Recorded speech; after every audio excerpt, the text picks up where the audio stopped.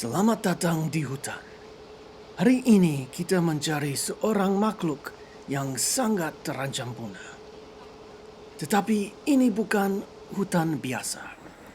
Inilah hutan yang berbentuk dari sekolah-sekolah di tetangga kita, Australia.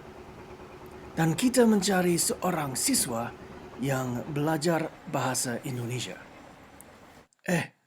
Diamlah. Itu dia. Di antara pohon-pohon. Sangat beruntung untuk ketemu dia di sini. Spesimen ini berambut jingga, tetapi sebenarnya ada berbagai macam murid di Australia. Kalau kita menunggu, mungkin dia akan belajar sedikit bahasa Indonesia. Wah, mungkin tidak hari ini. Walaupun Indonesia merupakan tetangga terdekat Australia, pada saat ini tidak ada banyak murid yang belajar bahasa Indonesia di Australia. Sampai sekarang mereka terancam punah. Menurut Profesor Tim Lindsay, salah satu ahli dalam bidang hukum dan politik Indonesia di Australia, yang juga fasih berbahasa Indonesia, pelajaran bahasa Indonesia di Australia sedang dalam spiral kematian atau death spiral. Dia menyebutkan ini setelah Universitas New South Wales di kota Sydney dan Universitas Curtin di kota Perth menutup program bahasa Indonesianya. Profesor David Hill dari Universitas Murdoch pernah bilang bahwa lebih banyak siswa belajar bahasa Indonesia di Australia 40 tahun yang lalu daripada sekarang. Dan dia benar.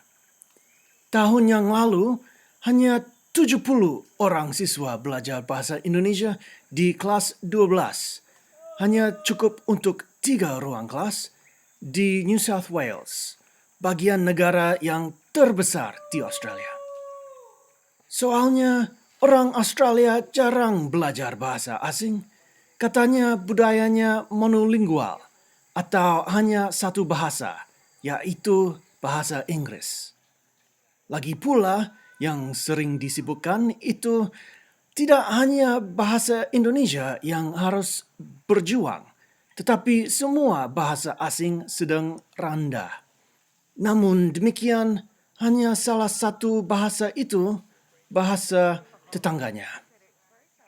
Bagi guru-guru di Australia yang berusaha untuk menyelamatkan siswa-siswi terancam punah ini, tugasnya sangat susah dan tidak dihormati.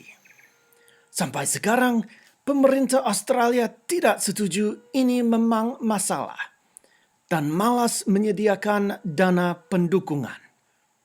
Tetapi mungkin yang paling susah itu waktu murid-murid ini berlibur di Indonesia. Dan memang jutaan orang Australia berlibur di Bali. Mereka kembali dan ucap, nggak usah belajar bahasa Indonesia, karena orang Indonesia semua bisa berbahasa Inggris. Begitulah.